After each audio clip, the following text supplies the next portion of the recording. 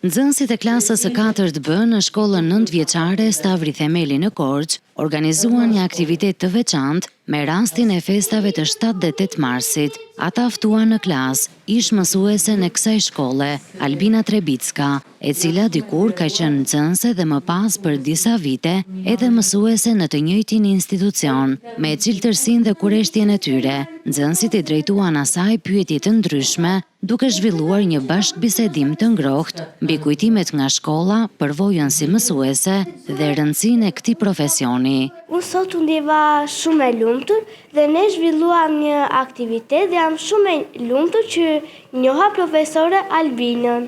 Unë u ndjeva shumë mirë dhe jam shumë krenar për mësuese Albinën që shkruan poezi dhe që përcjell këto mesazhe për nxënësit sot dhe unë u lumturova shumë me mësuese Albinën.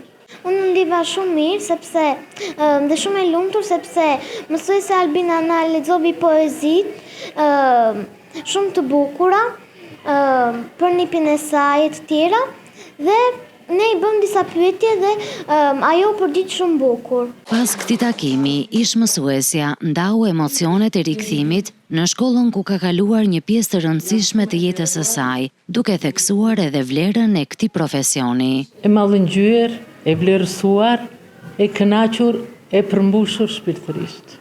Ishin fëmijë të mrekullueshëm dhe për mua ishte një çast shumë mbresëlënës mbas 15 vitesh në pension. Kjo është shkolla ku është jeta ime. Kam qenë 4 vjet nxënëse, pastaj kam patur fëmijët nxënës dhe punova edhe 15 vjet në këtë shkollë. Ajo përcolli gjithashtu një mesazh për mësuesit e rinj, duke i inkurajuar të punojnë me përkushtim dhe dashuri për edukimin e brezave. Është privilegj ti jesh mësuese, është talent ti jesh mësuese në kuptimin e vërtetë të fjalës. Përsëri do të zgjidhja të isha mësuese dhe sigur të fillonte jeta nga fillimi.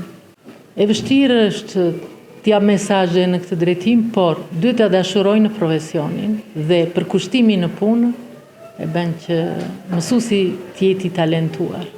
Jo thjesht mësimdhënës.